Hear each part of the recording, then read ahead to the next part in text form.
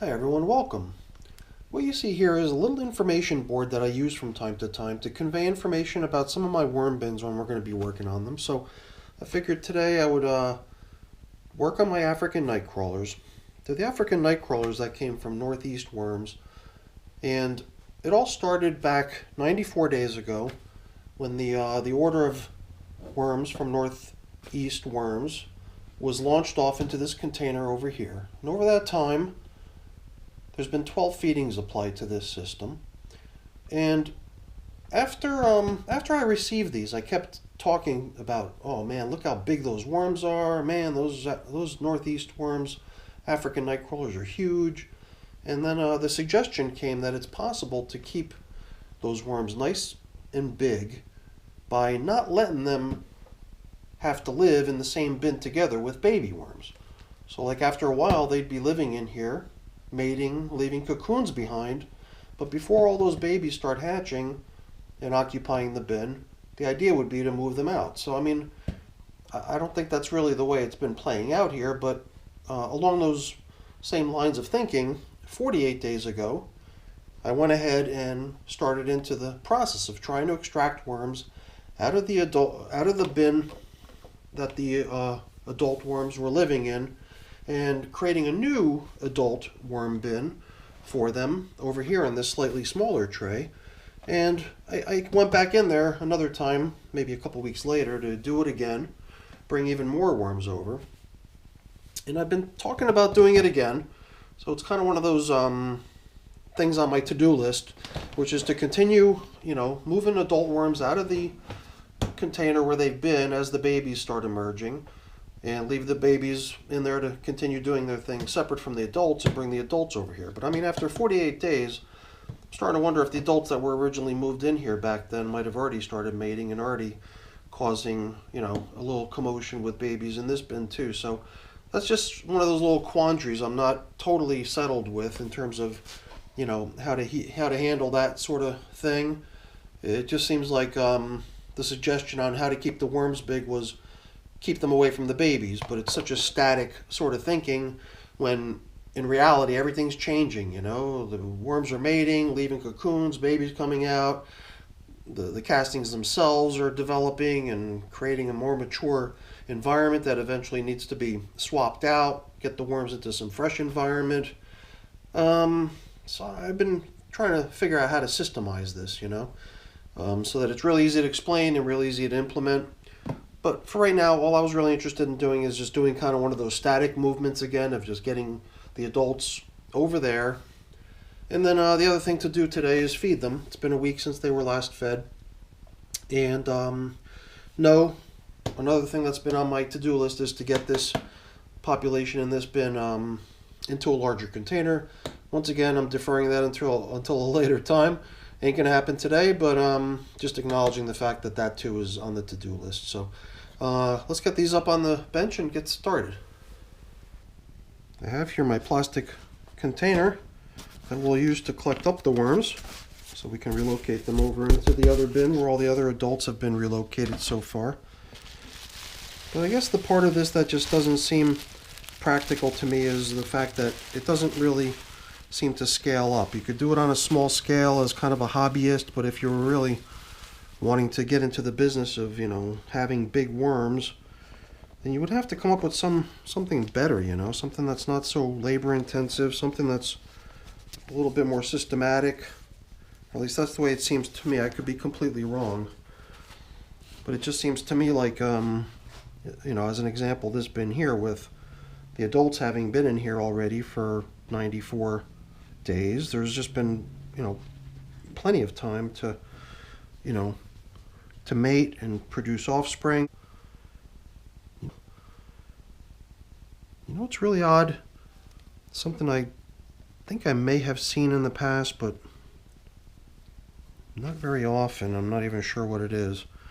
Just as I start to dig down, and normally it's not, it's one thing to see maybe some mold or whatever growing on the top surface of your bin, but once you get down into the material, it seems a little unusual, and I'm assuming that all these little white specks I'm seeing everywhere are mold. And I hope it's nothing dangerous. I don't smell anything unusual. I mean, if I had a big tub full of dead worms, I think I'd know it by now if there'd be the scent of dead worms. I think the worms themselves are probably just down the middle area where the last feeding was applied.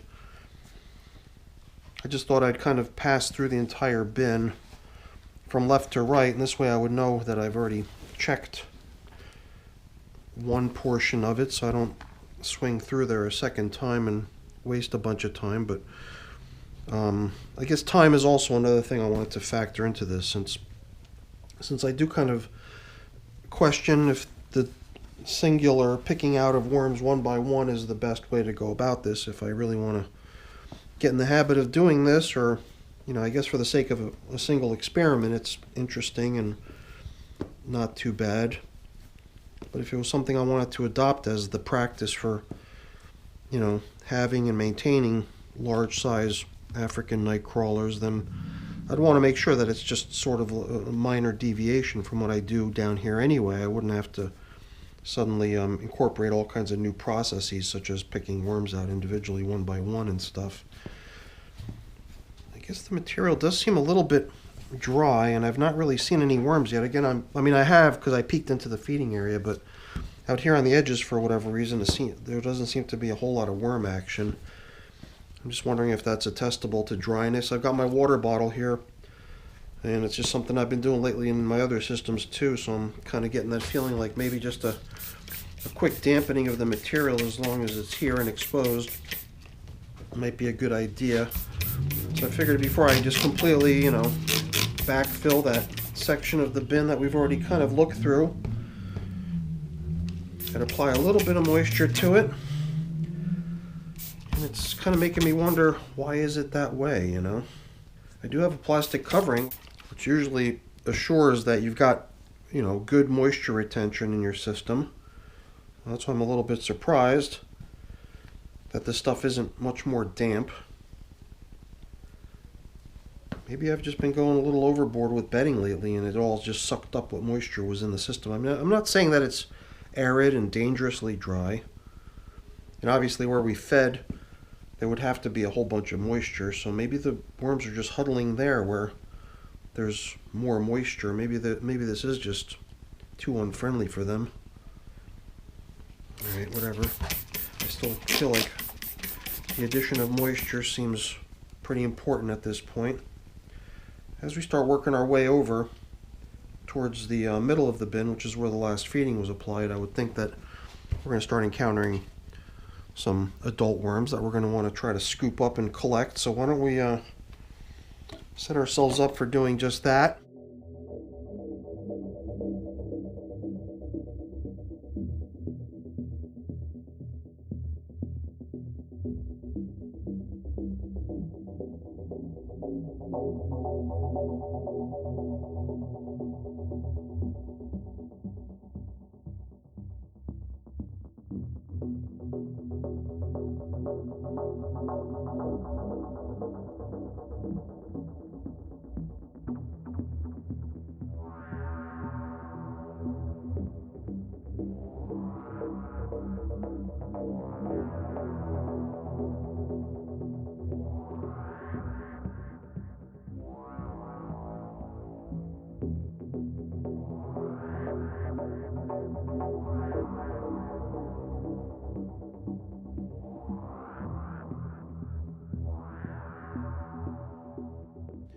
So, gosh, I'm thinking about, do I add more bedding or not?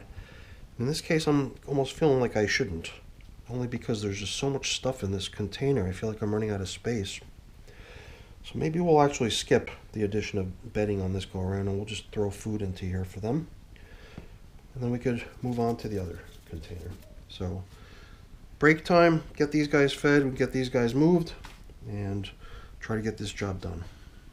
So this is what the pumpkin looks like after you take the frozen chunks of it and squeeze it and juice it, kind of. But the stuff is still really damp. Tons of moisture remaining in this. And then here's the coffee. So I'm going to just split this halfway, and we'll put half of it in here. We talked about no bedding for this container, but you know what?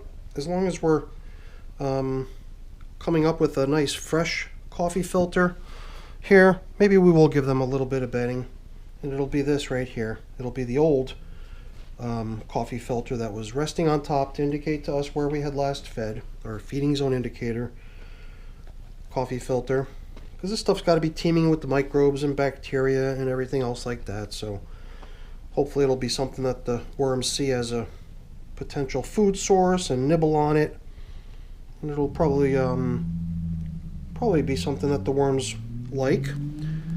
Now I guess I'll maybe drop another handful or two in here. I don't know. I think it's an even split for the most part. I'm not sure if it's two equivalently sized populations. Kind of lost track, you know. I mean, like I said, I thought that I knew how many worms I had, but after we add whatever number of worms we're adding now, I don't know what we're going to be left with in terms of how many worms are in that other bin. Here too, you know, I mean, it seems like we're moving adults out, but babies are sort of appearing on the scene to take their place.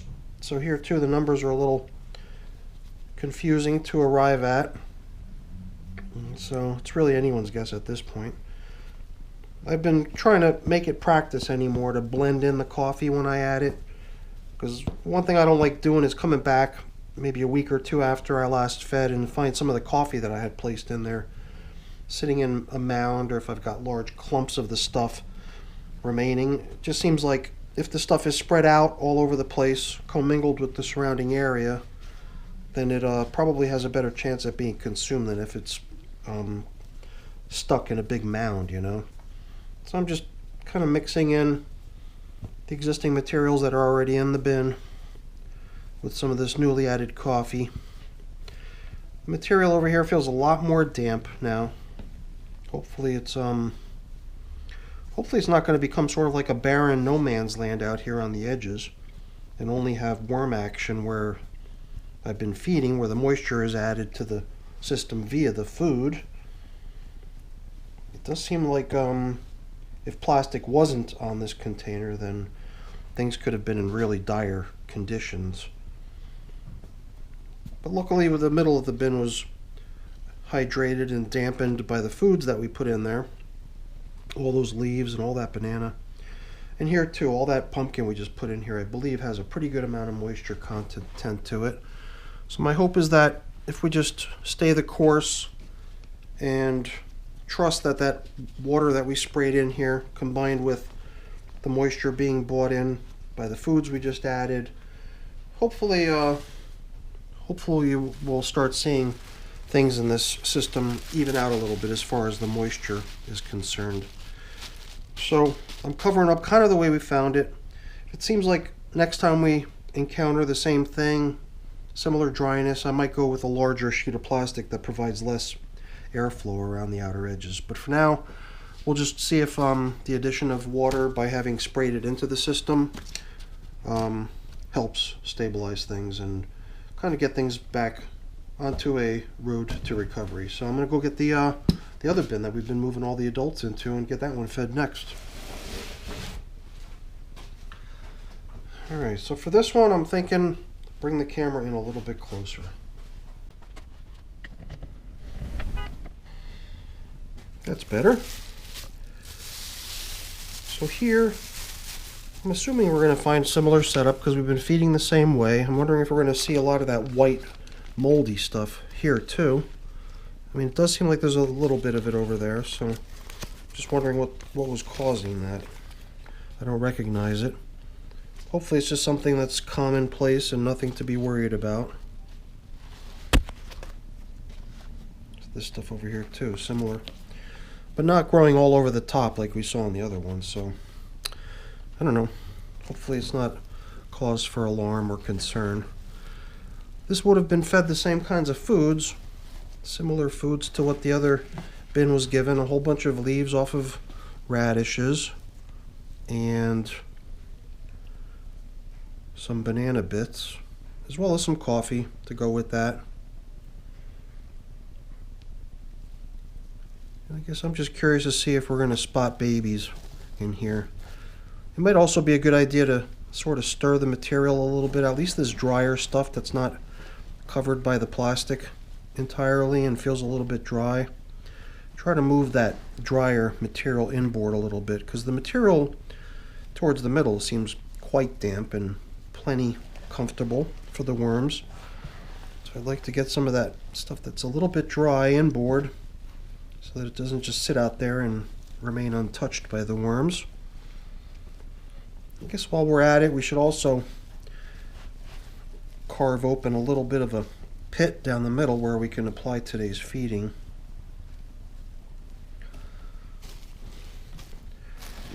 Maybe just pushing in the dry stuff so that it gets covered up with more damp stuff might be the way to go. Just take some of this more damp stuff that was in the middle and move it out here.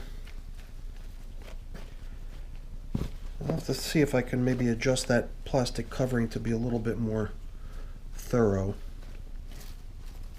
I suppose here too, if we had to, we can apply some moisture. But I think just by, balancing out the stuff, sort of blending it together, we'll be able to fix this dry stuff up a little bit, because it doesn't seem like there's that much of it. I just wanted to get it pushed down where it might get a little bit of dampness from the neighboring materials. So this is a fun bin, because there is mainly adult African nightcrawlers, worms that were sent to me by Northeast Worms, worms that arrived big and fat and happy, and my only hope is that I can keep them big and fat and hopefully happy. We'll see. Look at this guy right here. I think that bulging clitellum that you see right there on this one guy might be an indication that it has mated and that it's going to be dropping off a cocoon at some point soon, hopefully. Otherwise, what's the explanation for that? I'm pretty sure that that's the explanation for that. That's a good sign. Always nice to see. And who knows, that could have already started happening day one when we populated this bin. So I expect that even though we haven't bumped into any babies yet, or maybe we have and we just didn't spot them, I'm sure there's plenty of them in here. So we'll just keep plowing through here, see how things look in the middle, make sure we open up a big enough spot to dump today's feeding. Here too, I think I'm going to steer clear of adding bedding, because it just doesn't seem necessary to do so. It's kind of contrary to what my thing has been lately. My thing lately has been just, use tons of bedding everywhere, anytime you can, but I just feel like I'm rapidly approaching capacity in both of these systems, so I think I'm going to hold off. This little guy too has sort of a very bulging looking clitellum. I'm wondering if we can expect a cocoon coming out of that little guy sometime soon also.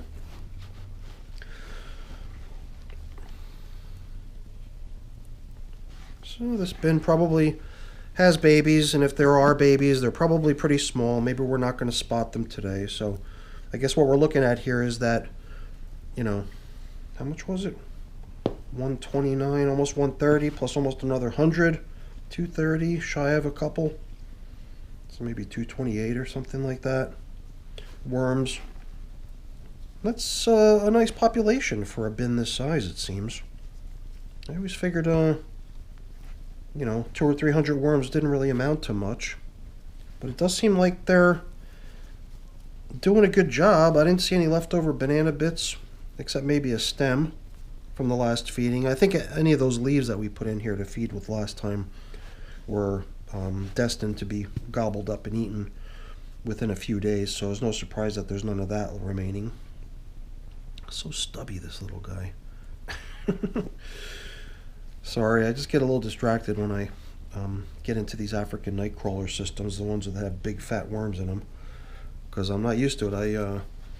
I kind of started out my early days composting with little tiny worms, and I've had nightcrawlers, for a couple years now, but these were raised in such a way that they really grew nice and big, so they're a little bit larger than what I'm used to as far as the nightcrawlers in my wormery. So very similar feeding to what we just gave the other bin, and here too I think we'll just hang on to this new coffee filter to cover up with at the end. Make this into our replacement feeding zone indicator, and let the one that's already chock full of all kinds of bacteria and microbes and all the good stuff that the worms like. Throw that one down in here with the food. And here too, I guess we can apply a little bit of pulverized eggshell grit to aid with their digestion. And feels like I'm getting very close to the top again. Small bins, you know. I've really got to follow through at some point soon on the promise that I made, not only to myself, but to these worms in this container as well, that I'd upgrade them to a larger space soon. So one of these days soon I've got to get on the ball and get these guys situated into a larger space. Otherwise I'm just going to not have any more room to feed or to apply bedding, and I'd really like to get back into the, habit of giving these guys a nice healthy dose of bedding to go along with a nice healthy feeding. But I think only because I'm starting to feel a little cramped on space in both of these systems, I'm just going to skip on the bedding today, but it might be time at some point soon to address that situation, especially for this container. Get them into something a little bit bigger, especially now that we've got who knows how many more to add to the system. So before we put on our feeding zone indicator to show where we last fed, and before we get everything covered up over here, let's not forget the final step of relocating this little jumble of worms from the other container. Get them situated in their new home, reunited with the rest of the worms that came over with them from Northeast Worms. I don't think that these worms really react to the bright light the way other worms do, so we'll see. Hopefully they'll dive down out of view and then we can get things covered up here.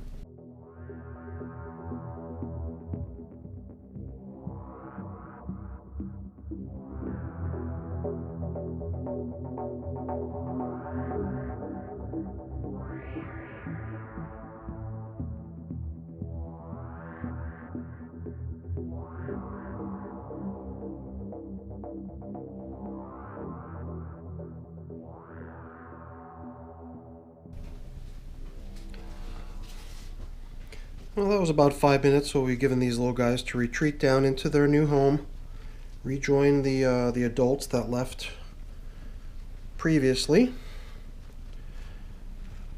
and get things packed up here. That's really all there's left to do. You can already see that I've even gotten myself rinsed off here for the most part. So, yeah, I'm definitely going to be giving this a little bit more thought in terms of how this could be made a little bit easier and be capable of, achieving the goals. The goal being, having large African nightcrawlers in the end. And I believe there's still also probably the additional consideration of possibly feeding them slightly differently in order to help with their size. I got a feeling that that probably plays a big part too. So that's a part of it that I haven't really tackled yet or even given a whole lot of thought to yet. Well, no, that's not true, because I have been kind of hoarding some stuff, like some sunflowers a buddy of mine gave me. He gave me some sunflower heads, and I took the pumpkin seeds out of the pumpkin, so I have been thinking I might come up with some sort of a worm chow using some of these seeds that I've been hoarding for a while, so it's just a matter of getting down there and doing it already. Alright everyone, that's it for today's video. Hopefully you enjoyed it. If you did, as always, please remember to leave me a thumbs up. That's always really appreciated. And if you haven't done so already, please also consider subscribing to the channel too. That's really appreciated as well. Alright everyone, have a great day. Thanks for watching. Bye.